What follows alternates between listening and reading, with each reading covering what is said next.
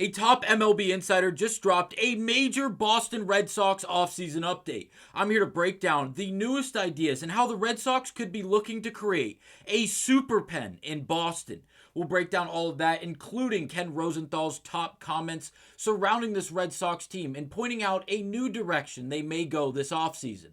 We'll break down all of that on this episode of Red Sox Digest. But first, please do remember, scroll down and click that subscribe button. Help us hit our new goal of 10,000 subscribers. We do appreciate all the love and support, so thank you guys. But now let's get to it and break down a super pen coming to Boston. Is it going to happen? Is it even likely to take place this offseason? I'm here to tell you there's definitely a chance the Boston Red Sox go in this direction. Is it likely? I'm going to vote no. And the reason being is because I think they have two very clear milestones and just bookmarks they are trying to accomplish this offseason. And that is obviously another power bat. Whether it's left-handed in Kyle Schwarber or right-handed in Pete Alonso, that is going to be the first big check mark they are looking to acquire, as well as another dominant starting pitcher. Whether it is Brian Wu, Chris Bubich, the list goes on, Freddie Peralta. There are 100 really good names on the trade block as well as on free agency that could be and will be available to this Red Sox team. It just comes down to who are they actually going to go out there and attempt to attack and acquire to bring to Boston. But we've talked about those conversations at nauseum with different videos, different players. Again, there's a laundry list of names we've already broken down up to this point in the offseason. But now we have a new idea, something along the lines of attacking the bullpen. Despite having a bullpen that was arguably the best in the entirety of the MLB last season, it seems like there's still a real option the Red Sox go out there and acquire more pitching, but in the sense of bullpen pitching, that could improve this Red Sox bullpen entirely and make it become what some are calling a, quote, super pen. So we're citing this article from Ken Rosenthal, one of the top journalists and insiders covering the game of baseball, where he goes on to break down a whole lot involving the offseason, including the Boston Red Sox, where he goes on to say, Red Sox open to super, quote, pen. He goes on to say, though the idea is further down their list of priorities, the Red Sox are considering the addition of a high-leverage reliever to create a version of a super bullpen, people familiar with the club's thinking said. So it seems like people that are involved with the Red Sox, either behind closed doors or just on the outskirts of those closed doors, have an idea that the Red Sox could go in this direction and could be very open to the idea of going out and acquiring people like Pete Fairbanks and others to create a super pen in Boston to put around the already established names that were there last year that produced at such a high level. Whitlock, Chapman, Bernie, the list goes on. As we all know, this bullpen for the Red Sox was simply fantastic last season, something that was really unexpected. Despite the names being there, there was a lot of just indifference, if you will, about Chapman being the closer earlier last season. Obviously, it played out very, very well, as Aroldis Chapman was one of, if not the best closer in all of baseball last season, as well as Whitlock being really the handoff man, the guy that was setting things up for Chapman. And we all know how that went, as Whitlock was just filth all year long. He really was. And he's going to be back next year just like Chapman, but age is going to be a factor, strain is going to be a factor, workload is going to be a factor. So why wouldn't the Red Sox go out there and try to acquire one, if not two, if not three legitimate bullpen arms they could add to this already very good and established bullpen to just amplify it and make it even stronger going into next season, like we've seen some of these other teams in the league go out and attempt to do to boost their playoff and fall classic odds. Just to mention a few, we saw the Yankees do it this past deadline, and they went out and got David Bednar from the Pirates. They went out and got Williams the past offseason. They had Luke Weaver, as well as a bunch of others, and they added even more at the deadline. Obviously, they fell a bit short trying to get to the Fall Classic. They got bounced in the ALCS to the Mariners, but it was very exciting, and it put them in a position where they had a chance. So is this something Boston is going to try to replicate going forward? So Ken Rosenthal goes on to say Boston is more focused on bolstering their rotation and adding to their infield, possibly with a power bat. Thus, the Sox do not seem like a match for someone like Edwin Diaz, who resides at the top of the closer market, for example. But As The Athletic recently reported, they hold some level of interest in free agent Devin Williams. It wouldn't be surprising to see them continue to at least monitor the market for other proven high-leverage relievers, which includes Robert Suarez, Pete Fairbanks, Ryan Helsley, Luke Weaver, and Rafael Iglesias. Signing one of those relievers to a 3 or 4 year deal would not only bolster the Sox for 2026, but would also give them a potential long-term replacement for Chapman, who will pitch next season at the age of 38. Very, very key and important points being made here by Ken Rosenthal, and he's accurate in saying all of these things.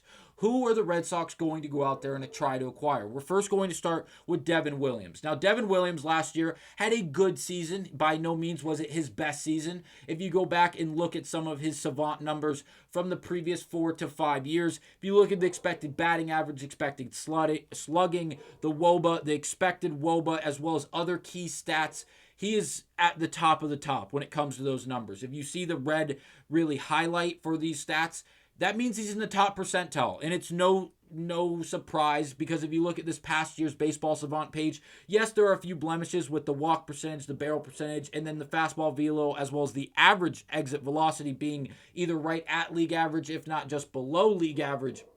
He did a lot of things very, very well. A legitimate two-pitch mix, which is rare for today's game, if you will, but he does have a fastball he relies on a whole lot, as well as that disgusting changeup, which legitimately looks like it's airbending. You've heard it said all across social medias, on MLB Network and all of these big platforms, discussing Devin Williams in the play he has produced over the last year and some change, because that changeup legitimately, it moves incorrectly. And I mean that in the sense of taking in gravity and taking in physics, and that seems crazy.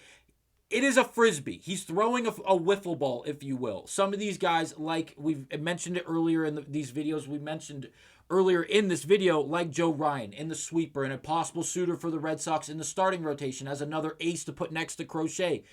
These guys have wicked stuff. And this is not me trying to sell a point or sell you on a player. These guys can do things with a baseball that just simply just make your head and your mind just question things because of how the baseball can move. Devin Williams and his changeup, you see it with the chase, the whiff, and the K percentage, all correlating at the tops of the percentiles across the league, and it's for a good reason. He creates so much spin and so much whiff on that pitch, that changeup we're speaking about. He is at the top of the league when it comes to the swing and miss stuff. We mentioned the bullpen earlier and how it's going to be at least what we can assume it'll look like next season.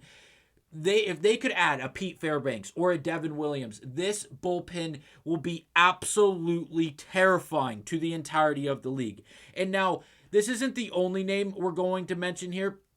Pete Fairbanks is honestly one of my favorite options, and it's because of the price tag you're getting him at. I understand we have watched the Red Sox destroy Pete Fairbanks, including Ceddanne Rafaela's moonshot over the monster, where he actually pulled the ball in the air, something you hear us say ad nauseum. When Ceddanne does that, he is terrifying in a batter's box. But the only problem is he doesn't do it all that often. We saw him do it against Pete Fairbanks, against the Tampa Bay Rays this past season. He got a pitch up and in to a right-handed batter from a right-handed pitcher. He turned on it, he hit the ball in the air, and he pulled it, and he hit it a country mile over the green monster. It was absolutely glorious. And no, this is not last year's anticipated numbers for Fairbanks. These are, where did I put them? These are the numbers from this past season, and they are worse than Devin Williams across the board, without a doubt. But if you go back and you look at what Pete Fairbanks was and what he could be going forward, at the price tag you get Fairbanks for, in comparison to guys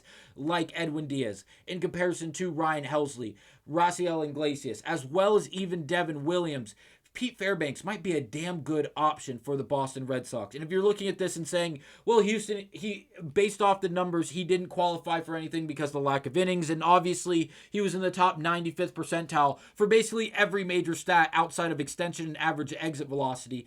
Well, look at the numbers that he did put up in that 2022 year. He had a 1.13 ERA in 24 games played, where he finished 10 of them. He did pitch 24 innings in those 24 games played. So again, he is pitching in relief, obviously. He's not pitching as a starter or anything along those lines. But he had 13 hits given up,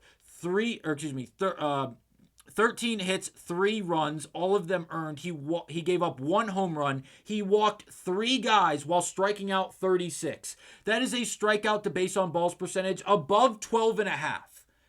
That is huge. And I know it's not an entire season's worth of reps, if you will, but what we saw from Fairbanks in 2022 could be replicated, especially if he's put in a system where he's not the guy and he's not being put under a magnifying glass and trying to just get every pitch has to be perfect. That's not what we'd be looking for. A complimentary guy in a high leverage situation that can go out there and perform, knowing that he has offensive production at his back, as well as an ample amount of other arm talent that is ready and willing to go in any big moment that he needs to be pulled from or be relieved from. This could be massive. Now, Fairbanks was a free agent because he declined his $11 million player option. Actually, that was the Rays that declined their $11 million option with the closer Pete Fairbanks. So what is that price tag? Maybe a 1-year, $7.5 million deal, maybe a 2-year, $14, $12, $15 million deal, somewhere in that range for someone along the lines of Pete Fairbanks, who gave you this statistical production, at least on the underlying metrics last year. I think Boston would really, really enjoy someone along the lines of a Fairbanks or of a Devin Williams. I think I'm going to lean towards Pete Fairbanks, which seems crazy based off the underlying metrics. Please let me know down below. Who would you rather have out of these two? And if it's neither of these guys and it's someone that we mentioned earlier in this excerpt from Ken Rosenthal, whether it's Robert Suarez, Ryan Helsley, Luke Weaver, or even Raciel Iglesias, please let me know down below. And if it's none of these guys, again, if it's a trade candidate or someone else that has not been mentioned, let us know down below. We will have the conversation later this week in a video on this channel, breaking down other quality names the Red Sox could go out and try to acquire to create what is being called a super pen. Thank you guys for watching. I'll see you guys on the next episode of Red Sox Digest.